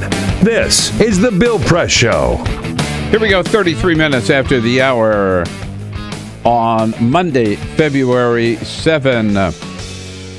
It is the Bill Press Show. We are coming to you live from our nation's capital. We are brought to you today by the American Federation of Teachers. The good men and women of the AFT under President Randy Weingarten, just one of the many labor unions that sponsor the Bill Press Show, and we are proud of their support and proud to be a union brothers and sisters, I should say. You can find out more about the work of the AFT at their website, aft.org. The Teachers of America, making a difference in the classrooms every day, you bet. But not such good news on the labor front from Tennessee. A big defeat for working men and women at the VW plant in Chattanooga, Tennessee. Covering that election and joining us now live from Chattanooga, Tennessee, labor reporter for In These Times, Mike Elk. Hey, Mike, good morning. Good morning. How's it going? It's good. So you've been down there, you've been covering this, you've been writing about it. Were you surprised, as I was, by the result? No. Really? By the way, just spent my whole life around union elections, and crazy stuff happens, and people lose elections. Yeah. It didn't surprise me that much. I just want to jump in, just so all of our listeners and viewers know the vote to form a union at the VW plant went down. A vote of 726 to 612, correct? Have I got it right? 712 to 626. Sorry, 712 to 626. So, what were the factors in this loss? How do you read it? Well, I think it was a couple of different things. I mean, I think one big part of the equation was that, they had a tremendous outside political interference, which is what the UAW was quick to blame it on. Mm-hmm. You had the state GOP legislature threatening to cut off subsidies for the plant that unionized. You had the governor of the state saying that they were having trouble attracting new factories to the region because of the plant might unionize. You had Senator Bob Corker saying that he had inside information that the plant would be denied a new assembly line, an expansion of the plant, more jobs, if they voted to unionize. So there were a lot of factors that prevented the plant from unionizing as in terms of that. Also, you had a situation here where you had low-level supervisors. Volkswagen pledged to be neutral in the election. Yeah. But a lot of the low-level supervisors who were Southern ignored the directives of their German, higher-ups, and still campaigned heavily against the union. And this severely hurt the union drive. But that being said, there was a lot of outside political interference. There was a lot of managers getting involved, but every union election I cover is a tough fight, and people win tough fights, and the UAW was not ready to win a tough fight. They thought that they could get a sweetheart deal with the company, persuade the company they would play ball, and as a result of that kind of terms, the UAW was severely limited in what they could do. Indeed, the anti-union groups that I organized took the 22-page neutrality agreement that Volkswagen had signed with the United Auto Workers. And it's important to note, Volkswagen and the United Auto Workers signed a 22-page auto neutrality agreement about how an election was going to be at the Volkswagen Chattanooga plant without asking a single worker at that plant to vote on it. Now, that's important to bring up, because a big part of being a union member is a lot of people are scared of unions. Yeah. Unions are big bureaucratic organizations. People don't know what they can do necessarily. And some unions really screw over their members. That's just a fact of life. And I say that as a union guy. I say that as somebody whose father's a unionizer, who comes out of 4 generations of union members. And I say that from a sympathetic standpoint. And too often we don't hear that viewpoint. And so what happened is they signed this huge neutrality agreement. The neutrality agreement was used by the anti-union forces to argue that UAW wouldn't be a good representative for the union. And they pointed to a provision of the neutrality agreement that talked about cost containment. And often what happens when these kind of neutrality agreements are signed is that there've been this whole scandal of SEIU doing these incredibly stupid sweetheart deals. I mean, SEIU has to be the dumbest union in the country, no doubt. I mean, just morons. I mean, they have really great PR, but they're just absolute. Let me come back to Tennessee here, to Chattanooga. Do you think that the UAW kind of then took for granted, right, that and didn't do enough to help get to a victory down there? Oh yeah, I mean, they made strategic blunders of epic proportion. And were you? Are we also dealing in the South? I mean, some of the comments that I saw from some of the workers there who against the union, for example, who said they thought that the UAW had really hurt the auto industry in Detroit. I mean, you're dealing with a generational anti-union feeling among a lot of the people in the South, right? And the workers at the plant. Yeah, but hey, look, you can organize anyway if you know how to do it well. And they weren't prepared to do that here. I mean, they had a neutrality agreement. It contained cost containment measures. What the anti-union guys did is they pointed to this set and said, hey, look, the UAW's already negotiated a deal behind closed doors. And the UAW may have already negotiated a deal behind closed doors. Nobody knows the answer to this question. It took them nearly 6 months from announcing they had majority support to announce a neutrality agreement, which they never had the members vote on. And that lack of union democracy killed the UAW. The fact that the UAW wanted to behave like another bureaucratic organization, like every dumb idiot in a union office on 16th Street, is why they lost. And it might set back organizing. Okay, so you're blaming the UAW. What about the Republican legislators? I'm not blaming the UAW. Well, you sure did. You sure did. I mean, do you want me to replay the tape? You just did. You just called them a dumb union, right? I mean, if you don't back down, you said it. I disagree with you. No. I'm not blaming the UAW entirely. I'm saying it's a confluence of factors, and they weren't prepared to do what they needed to do to win. Now, I want to ask you about the Republican legislators down there. Isn't it pretty clear that they were just afraid that if you get one union in a right-to-work state, then you're going to have another but why do you union? want to talk about the Republican legislators? Well, because they were a big factor there, too, correct? Yeah, I know, but we can talk about that. Yeah, but you always have opposition. But come on, Bill, let's have a conversation about union democracy and reform in this country. I'm asking you about this election and the factors in it. You started out by saying one of the big ones was the Republican legislators. My question is, isn't there fear, right, that one union in a right-to-work state is going to lead maybe to another one and then to another one, and these people are going to organize and maybe go against these Republican legislators? Yeah. I mean, of course. Yeah. All right. Hey, Mike, thanks for your time. The labor reporter for In These Times, Mike Elk. Yeah, goodbye, Mike. That's fine. Yeah. You can take your so-called union reporting somewhere else, as far as I'm concerned. Look, this was an important election, a very important election. There's a lot at stake here. The workers of this plant are worse off today because they are not going to be represented by the union. The UAW did a great job down there. The Volkswagen, in fact, the reason they didn't oppose this union is because they knew that in every other plant that Volkswagen has around the world, they have a union workforce. They have work councils set up where the management and labor sit down and resolve all of those issues. It has worked everywhere else around the world. It would work in Chattanooga, Tennessee. This election, it was one-sided, 712 to 626. But if you look at it, 44 votes, switched 44 votes, and the result would have been the exact opposite.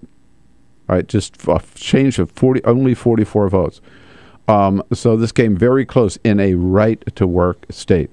The reason it didn't work is, I think, of two things. Number one, you had ignorance on the part of a lot of the workers who have been, for years, drummed into them. Unions are bad, unions are bad, unions are bad, with no evidence of all the great things that unions have done for workers in this country over the years.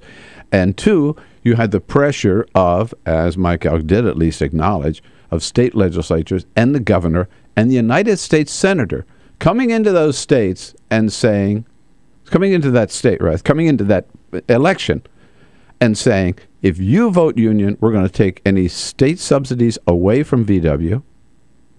Remember, they attracted these, they're called transplants, these foreign companies to locate here in the United States, in those particular states, because it gave them all kinds of benefits. The state legislature said, we're going to take that stuff away from you. And the governor basically said, we're going to drive you out of Tennessee if the workers there form this plan. Those are maybe idle threats, but that's really, talk about hardball politics. They threaten those workers, and some of the workers just happen to believe the lies. That's what happened down there. Tell us what you think about it. I think it's a tragic day for the people of Tennessee, for the workers at that plant in Tennessee, and for working men and women all around the country. 866-55-PRESS is the toll-free number. Let's talk about it. This is the Bill Press Show.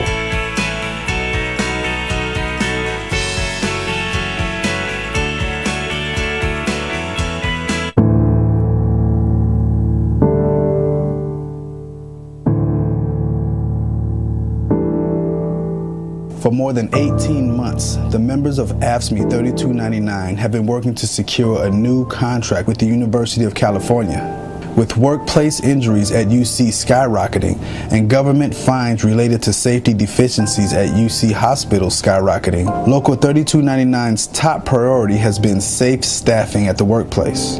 We've been short of people for the last 5 years. They're stretching us thin, which the students are suffering, the faculty suffering, and the patients are suffering. While UC administrators have granted these standards to other UC workers, they have refused to make similar accommodations for AFSCME represented workers who perform the most physically demanding labor at UC. It takes a whole team to take care of the patient. It's not just the RN and it's not just the doctor. The nurses were able to win a great contract, and AFSCME workers, the patient care workers and service workers, they're part of the team and they deserve that same fair contract too. We take pride into working for the university, and we feel like the university doesn't value the work that we do. But the second-class treatment of AFSCME workers doesn't end at safety and staffing. On wages, benefits, and other issues, UC refuses to offer AFSCME 3299 members the same respect they afford their other workers.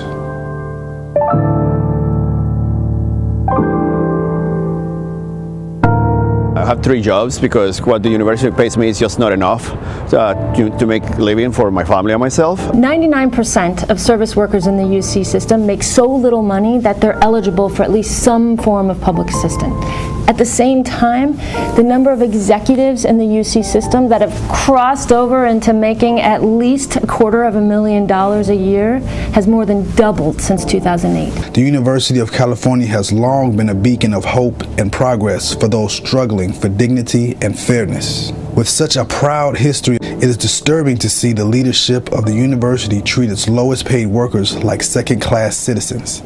All workers at the university deserve equal treatment.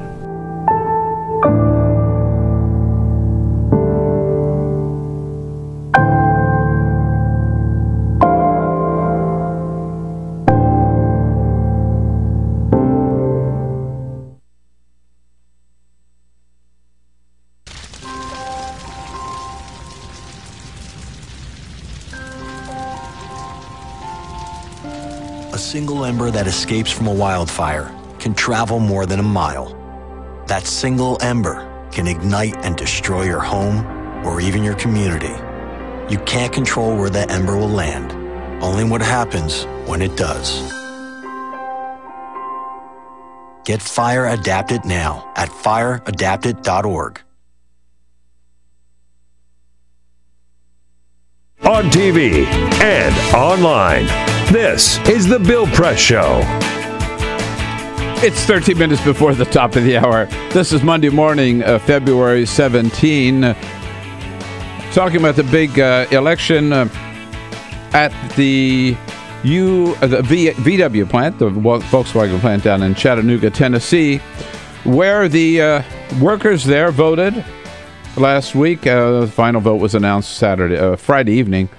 The final vote was 712 to 626 against forming a union, another chapter of the UAW there in Chattanooga, Tennessee, even though the company in this case was actually all for it. Signed a neutrality agreement just to get the company to be neutral on a thing like that. But privately, the leadership of the company, VW, was saying, we like the unions. They work well in our other plants. We get better work, more productivity, more efficiency, and more cooperation. When there is a union, they were all for it. But the Republican politicians in Tennessee, from the United States Senate, from the governor, and from the state legislature came in and threatened the workers with the worst of consequences, basically saying they wouldn't even they drive that plant out of the state if they were to form a union, and they carried the day.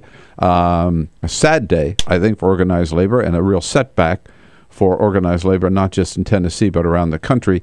Your thoughts, 866-55-PRESS. Robert in Cecil County, Maryland, right outside of Washington here. Hey, Robert. Hey, Bill. Good morning to you all. Good morning. I wanted to call and say I think you all forgot about the Battle of Kings Mountain down there for the coal miners. Some of the bloodiest battles ever fought for the unions. Yep. Was in the South. Yep, absolutely. And Richard Trumka, the new head of the AFL-CIO, comes out of that country. But and that's the point, Robert, is that all the benefits I think that working men and women today, whether they're union or non-union today, right? They benefit from the battles like that produce. Thanks the wages we have today, the worker safety we've got. The paid vacation, the sick leave, health care, you name it, right? It's all because of those battles fought by our brothers and sisters that got us where we are today. I think they need to have a labor march every year to remind the younger generation of just the fights that the older generations have fought for the unions. Absolutely. And give them the good working conditions that they got. Absolutely. And, my local number is 626, and that hurts me really bad that this happened. But I think one of the worst things that ever happened to the unions is when they were mandated to put their pensions and annuity into Wall Street. Mm-hmm. Because if they had control of their own money, then they would be a lot better off than what they are today, because the Wall Street just stole all the money that they've been protecting all these years. All right. Hey, Robert, my union brother, good to hear from you. Cecil County, Maryland, out in Aurora, Illinois. Hey, Stephen. Hey, I'm an IBW electrician, and I've been following this, that it started all back in 2010 when Governor Scott Walker declared declared war on every union except the fire and the police. Then Governor Kasich in Ohio took on every union. Then Indiana went to right to work. Michigan went right to work. With all these Republican governors, they know the number one thing to prevent them is union members donate heavily to Democrats. They do phone banks. We go door to door for the Democrats. If you get rid of them, knowing from my brothers in Wisconsin, some unions they've been forced to take non-union members and have killed union shops. Teachers unions, they've decertified because their unions have been reduced to next to nothing. So the Republicans know if they just take out the unions, they're taking out the biggest thing that helps the Democrats. Stephen, bingo, and that's exactly what I was trying to get Mike Elk from the Labor Times to recognize in these times. That's exactly what motivated these Republican legislators down in Tennessee. That's why the governor came out against this. That's why the state legislators did. That's why the Republican United States Senator Bob Corker did, because they know if these workers get organized and get some political strength, they're going to go after the people who vote against them. Those people just happen to be Republicans. It's not. A lot of those labor union members are Republicans, members of the Republican Party. I can tell you that, maybe 40%. But they're not going to vote for people who vote against them, and that's what the Republicans are afraid. That was the motivation. That's what killed this vote.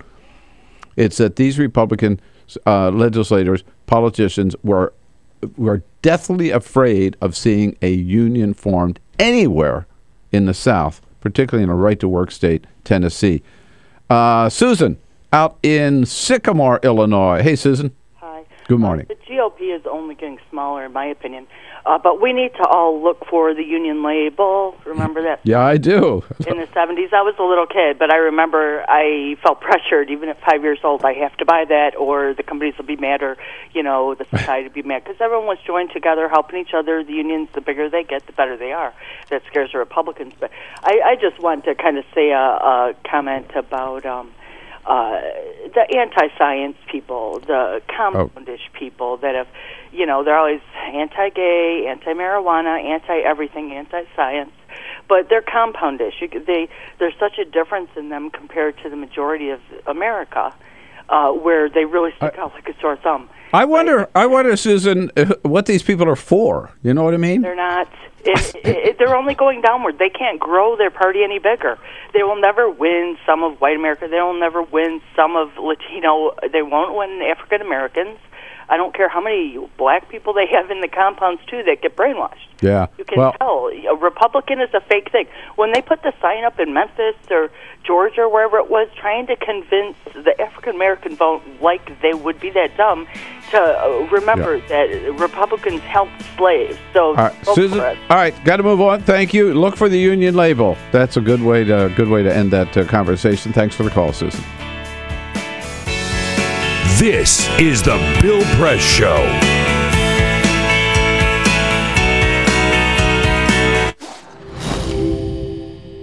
In the early 20th century, the war to end all wars didn't end war at all.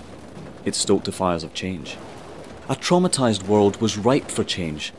The world was ready for modernism. Modernists wanted to forget history, or at least reinterpret it. More than just a style, modernism applied to virtually all forms of creative expression. Innovative artists like Picasso, Escher, Dali, they all started looking at their world differently. Other artists tried painting light itself. These were the Impressionists. Surrealists went a bit further. We had entered the age of the isms: cubism, symbolism, futurism, constructivism. All these new modern ways of looking at the world blew people away. When it came to architecture, modernists were intrigued by emerging technology. Concrete, glass and steel featured heavily in their buildings. Modernists believed that they could design a better society. Ornamental indulgence was considered a frivolous waste of effort. They thought function should always dictate form, and that mankind's intelligence, creativity and capability for radical thinking should be celebrated. Take the Russian inventor Georgy Krutikov. He suggested an idea for a city held aloft by electrical currents. This at a time when there was barely enough wattage to keep the lights on. Not everything they designed was a resounding success. But you could argue modernism was the single most influential movement of the 20th century. From house music to housewares, tables and chairs to graphic design, all have been created by the aesthetics and ideas of modernism.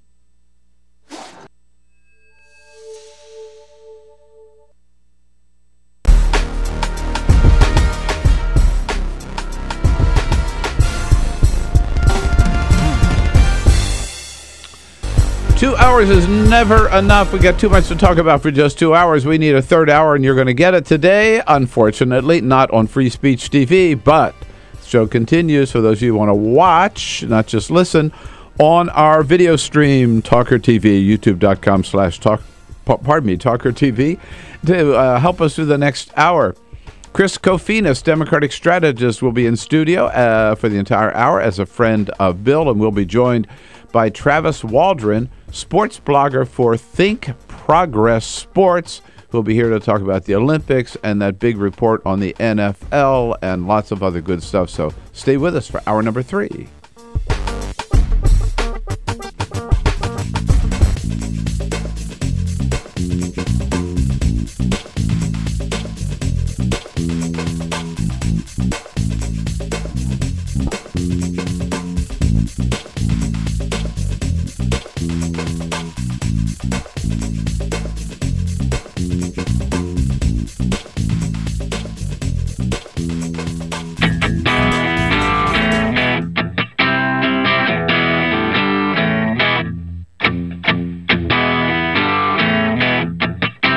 This is the Bill Press Show. All right, here we go. Listen, hour number 3 coming up, and we'll continue to talk about some of the hot issues of the day. President Obama, by the way, finishing up his time in California. He leaves California at 2 o'clock this afternoon, Pacific time. Will arrive back at the White House at 9 tonight. So continuing to talk about the big UAW election and the defeat down at the Chattanooga VW plant. Also, Meet the Press yesterday. Unbelievable disservice they did to the people of this country, I believe, with this mock debate they had on global warming. And also in the next hour, Travis Waldron from Think Progress will be here, Think Progress Sports, to talk about the Olympics and about this the findings of this big investigation on the Dolphins and the complaints by Jonathan Martin. Lots more, so stay with us for hour number 3. This is the Bill Press Show.